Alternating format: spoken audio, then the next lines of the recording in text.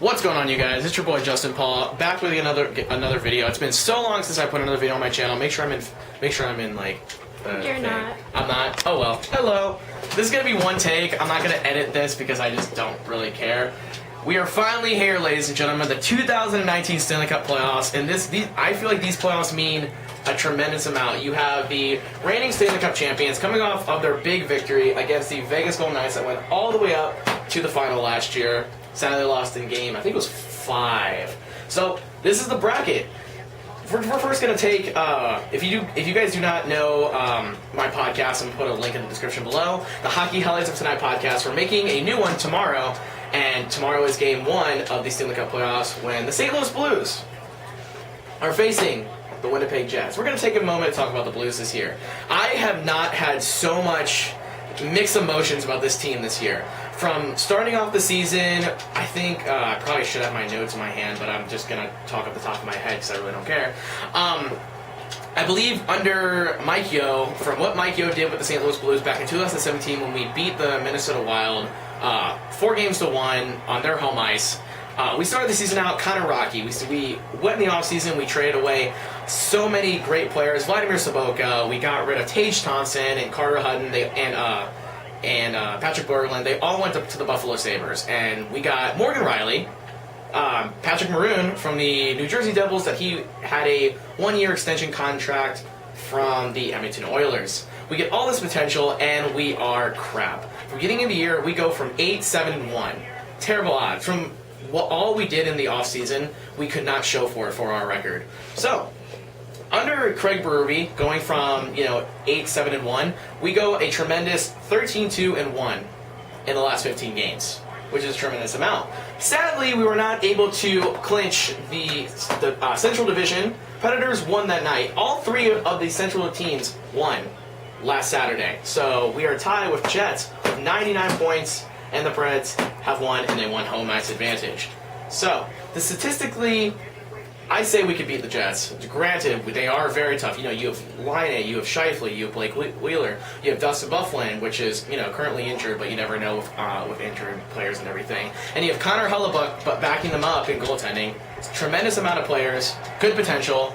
But then you look at our star players. You got Ryan O'Reilly just killing it. You got Steen. You have Bouwmeester. You have Colton Parayko, and you have Vladimir Tarasenko. Of course, his jersey's right there. If you can't see it, so. We're going to get more into the topics and go further into the discussion. If you'd like to hear more about us talking about hockey, check out our podcast. Like I said, link will be in the description below. So, let's start off with the 2019 bracket. You know what? I've talked enough about the Western Conference. We're going to start over on the East. You have Tampa Bay, the juggernauts that you can say of the National Hockey League this year. Coming in, you have Nikita Kucherov, you have, Steven Stamkos, you have Killorn, Backstrom, you have, Vasilevsky and everybody. It's hard because, Columbus did a lot of good in the offseason. They went and instead of getting rid of all the people that they still have not signed yet, like Panarin and Bobrovsky, they went up and they got Matt Duchene, claimed him off, I think, not waivers, but they were still able to negotiate a trade for him from the Ottawa Senators, who were the last in the league. So they got a good steal from him. My gut says go with Tampa, but Columbus is still a potential. I'm still going to say, we're going to say Tampa and 5 games. Tampa, 5 games. All right. Boston and Leafs. Leafs did a tremendous job in the offseason signing Johnny Tavares. So he's not the only person that's there. You have Zaitsev, you have Marner, you have you have Nylander now. Finally, I'm done talking about that. That was a whole thing on the podcast. You got Austin Matthews, Johnny T, and then Anderson. Anderson is this big question mark on this bracket because not only do you have a star goaltender on this side, you have a star goaltender on the Boston side. You have Tuukka Rask, a Stanley Cup champion. You have Zdeno Chara. Charlie McAvoy and Zdeno Chara have been facing injuries, so you never know what's going to be happening about that. And then last year, the Leafs forced a Game 7, sadly lost on Boston's home ice advantage, and Boston went to the top. Boston acceded to the second round. So I would just For looking at past experience and looking for the Leafs and what they've all done, my gut tells me to go with Leafs because, you know, they could force a Game 7. Yeah, you know what? Might as well, since we're just marking it. I say Game 7, winner take all. You just got to give it to the Leafs. Okay, going back to the Metropolitan Division, I'm pretty sure. You have the reigning Stanley Cup champions, the Washington Capitals. Washington Capitals is one of those stories where the same, almost identical team comes back for the previous season, and they really didn't make any offseason trades. Not off the top of my head, I can't really think about it. I have statistics in the notebook, but we're just going to fill out the bracket. No really need to get into the statistics. Capitals, you still have, you know, TJ Oshie killing it on the left wing. You still have Ovechkin. You still have Backstrom. You still have Burakovsky. Devontae Smith-Pelly, and you still have, you know, their amazing goaltender, Braden Holtby. But I will say this. If Braden Holtby goes down, they did trade Philip Grubauer to the Colorado Avalanche, which I think is the reason why they're playing the Flames. He did a tremendous job backing them up when they just needed goaltending. But I don't want to take anything away from Carolina Hurricanes. Carolina Hurricanes, like, stuck into the playoffs. I'm not surprised how, you know, because just the way they can play. You know, you got you know, Justin Williams, you know, a former Capital. You got Sebastian Aho, and then you have Mrazek. Mrazek has done a fantastic job of what he's doing. I'm just going to go ahead and quit with the statistics and give you guys more background. You got to go with the reigning Stanley Cup champions. Caps beat them. I say 6 games. I say 6 games, giving Carolina some, you know, leeway. You got to give them some room. You got to give them some room. So, going down to division, if you can see this, I have the Islanders and the Pittsburgh Penguins. This is going to be a good series. You know, you don't want to take anything away from what Anders Lee has been doing. And you got Big Barry Trotz, who was the coach for the Washington Capitals when they did win the Cup last year. So all that potential, all that, you know, all the coaching and everything he did, you know, it's not just the players that, you know, win the Cup. It's, you know, the coach that you look up to, you know, tell them. You know, it's not just, you know, it's not called the Ovechkin Capitals. It's not called them. It's, you know, called the Washington Capitals. Everybody has to come in and contribute to more ice time and more playing time to develop goals. So I'm really proud of the Islanders, what they did. They claimed the second in their division, which is crazy. You know, you're going lower, you know, besides the Capitals, but you're also ahead of the 2-time Stanley Cup champion, the Pittsburgh Penguins. So, you know, they have a lot of young talent. Everybody thought the Islanders are going to be garbage. And, you know, I took that too. I kind of, like, feel bad for how bad we chirped them in the offseason going to the trade deadline. We were like, oh, you know, Johnny T's all the way in, you know, Toronto. He's not going to look back on, you know, how bad the Islanders are going to be. And not going to lie, they're higher points than what the Leafs are right now. But, you know, different divisions, different teams. I'm not going to just sit here and chirp them all. But I will say that I'm very, you know, excited to see what the Islanders can do in the postseason. Going back to what Penguins have, I was going into a big debate with one of my classmates. I was like, man, like, the Islanders can do it. And then my buddy was like, dude, the Penguins still have a core. They still have Sidney Crosby. They still have Phil Kessel. They still have Evgeny Malkin, and then they have a healthy Matt Murray. Both of these teams still have very good goaltending. So you still have the core, you still have the young talent, and when they collide, man, my gut wants to give. I want to shoot for the underdog, but if this is the more accurate of what I think is today, when the playoffs start today, like I said, injuries are going to fluctuate. You know, the time, the drag of the 2-month Stanley Cup playoffs. I gotta give it to Pens. Pens, I say 7 games. I want to say 6, but I say 7. It could winner take all 7 games. Now, let's go to the Western Conference. We're going to get to this Central Division first. Let's go to the Atlantic. Flames and the Avalanche. The my apologies. The Calgary Flames. The Calgary Flames have done a tremendous job with using their young talent. You know, they're acquiring James Neal off the Vegas Golden Knights last year for a 1-year deal. I would not be surprised if he signs more. And they're facing the Colorado Avalanche, who kind of just sneaked their way into the Stanley Cup playoffs. The Flames are using their young talent, they're using their speed, they're using their forecheck and everything. But the Avalanche are not just going to just let them run through and just claim a series. They're not going to.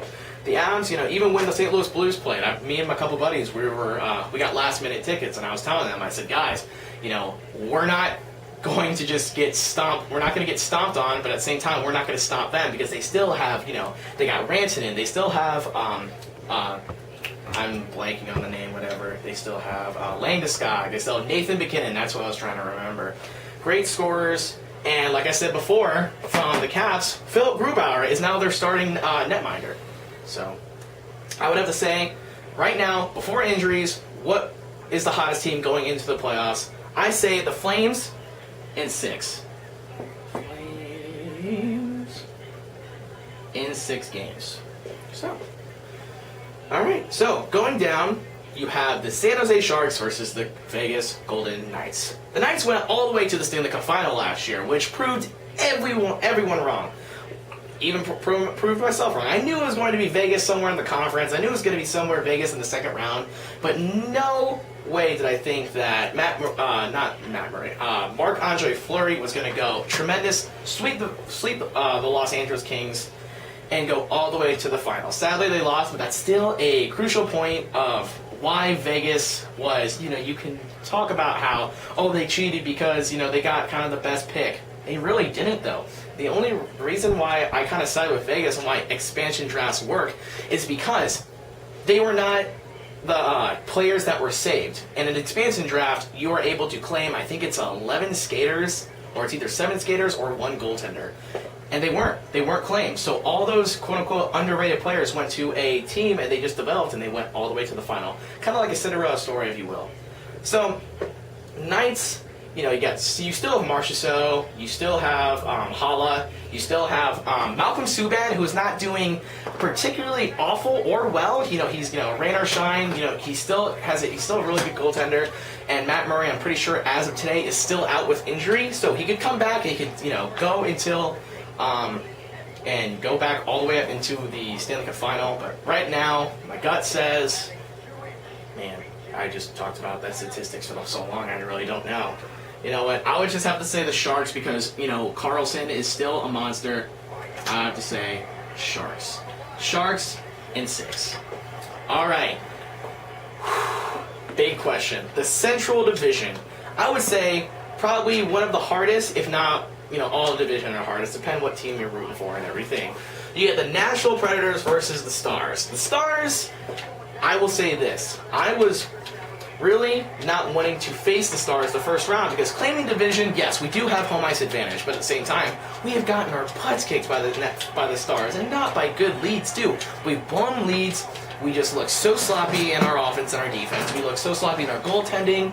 It's just not going to work out. I think we were 1-3-1 in our meetings with Dallas, and it's just not going to work.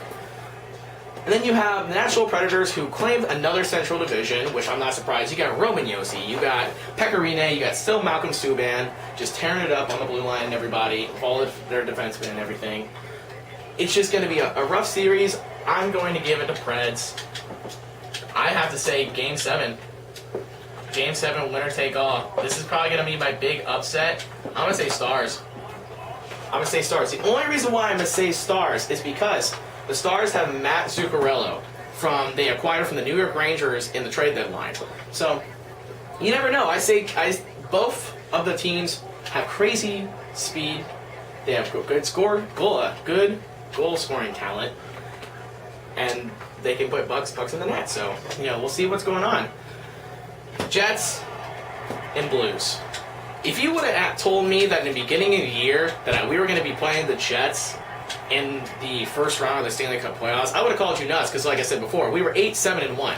Terrible odds. We were the worst team. We were out of the playoffs on January the 2nd. The worst team in the NHL. Worse than the Ottawa Senators or the LA Kings, which we did get shut out. So that can tell you how bad we're beat. Craig Berube has been unstoppable, and I haven't even said the big key component of what is the St. Louis Blues now. Jordan Binnington, a call-up from the AHL that we did play on December the 18th, and he did lose a game. Jordan Binnington has just changed the way we have played our hockey in St. Louis. He's not even carrying us on his back. He's just giving us that chance every single night to put a good defense, so we really don't have to worry about the back end. We can just go and have good offense and put pucks in the net. I'm just gonna go with what I'm wearing and what I want to happen. I'm going to say Blues, of course. Blues. I think it's going to be a bloodbath, though. So we're going to go 7 games. All right, and we're going to take a break from the Central and go back to where Tampa was and everything. So you have Tampa beating Columbus, obviously. You have Boston and Leafs, Game 7, anything can happen. You have Tampa and Leafs. This is when kind of statistics and who has the more points in the league. And you look at the players. So, you know what? Hands down, as much as I would love to say the Leafs are just too young. Nylander, you have, Kadri's a little bit older, you have Matthews, you have, Johnny T, he's still an older guy, you have Marlowe, the backup of the defensive line, and then Riley and Ron Hainsey, but, you look at Tampa, and they're just going to be juggernauts through the whole playoffs, so, Tampa. Alright, and going back to the division, so, Caps and Pens, oh man, this is a series that everybody wants to see, everybody in the hockey world wants to see this. You have the reigning Stanley Cup champions, and Ovechkin finally got his cup. And then you have Crosby, who's just sitting there like, yeah, well, I've got 3, so you go and have your 1. It's just one of those redemptions, kind of like the rub in your face kind of thing. Like, look, we're not afraid of you anymore. The Capitals had their playoff demons about how not being able to get past the second round in the in the Ovechkin era.